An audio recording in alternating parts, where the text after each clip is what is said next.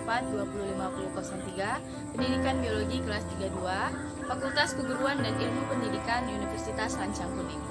Video ini dibuat guna memenuhi tugas akhir semester mata kuliah Biokimia yang diampu oleh dosen saya yang terhormat Bapak Marta Dinata SSI MSI.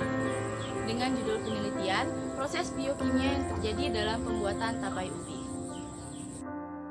Tapai, atau sering juga disebut tape, merupakan salah satu jenis makanan tradisional Indonesia.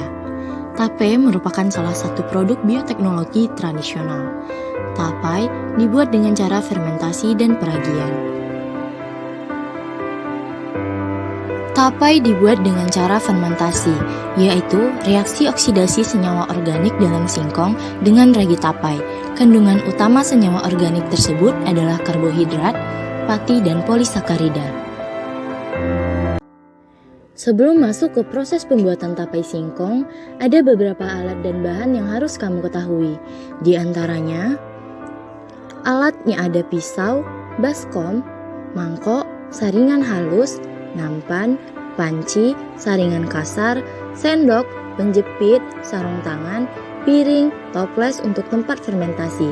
Serta bahannya ada umbi atau singkong, ragi tapai, air, dan daun pisang. Masuk ke tahapan pembuatan tapai singkong.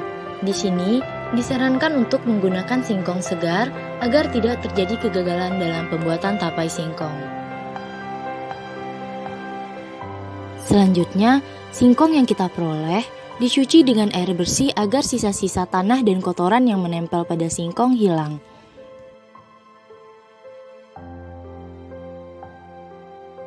Singkong yang sudah dicuci kemudian dikupas kulitnya.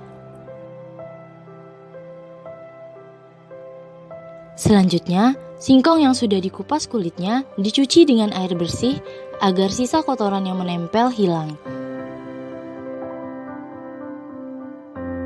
Selanjutnya, masuk ke tahapan terpenting dalam pembuatan tapai singkong, yaitu proses pengerikan. Kerik permukaan singkong dan pastikan seluruh permukaan singkong sudah terkerik. Kemudian, singkong yang sudah dikerik dipotong menjadi beberapa bagian guna mempercepat proses perebusan. Siapkan panci dan letakkan singkong yang sudah berukuran kecil bersusun di dalamnya. Takar air sampai benar-benar menenggelami singkong agar keseluruhan singkong masak dengan baik. Masak dengan api besar untuk menghemat waktu perebusan. Rebus singkong hingga mendidih, jangan terlalu lama dan jangan terlalu sebentar. Angkat singkong dan tiriskan dari airnya. Salin singkong ke dalam nampan dengan berjarak-jarak. Ini berguna untuk mempercepat proses pendinginan rebusan singkong. Pastikan sebelum proses peragian, singkong benar-benar dalam keadaan dingin. Tahap selanjutnya, taburi ubi yang sudah direbus dengan ragi yang sudah disaring halus. Taburi merata ke seluruh permukaan ubi.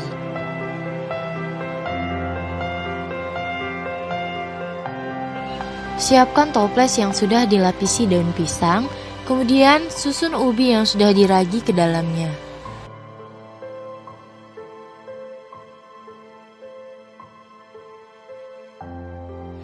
Tutup kembali ubi dengan daun pisang terlebih dahulu. Pastikan seluruh permukaan ubi yang sudah diragi tertutup baik dengan daun pisang.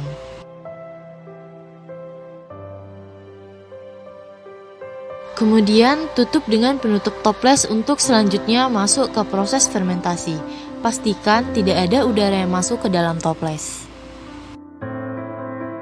Dalam melakukan proses fermentasi pada tapai singkong, dibutuhkan bahan-bahan seperti singkong dan ragi tapai yang sudah dibungkus agar terjadi proses fermentasi karena tidak membutuhkan oksigen.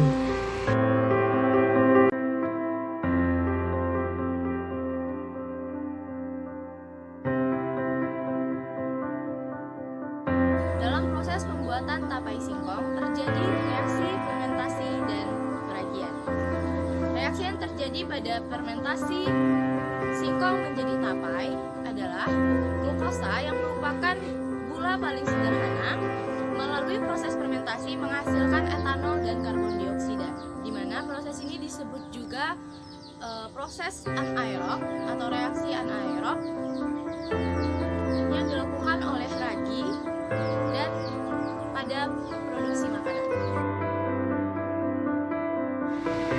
Proses fermentasi yang mengubah karbohidrat menjadi gula, selanjutnya gula diubah menjadi alkohol, karbon dioksida, dan energi panas. Sehingga dengan terbentuknya zat baru tersebut dapat menyebabkan perubahan tekstur, aroma, dan rasa pada tapai singkong.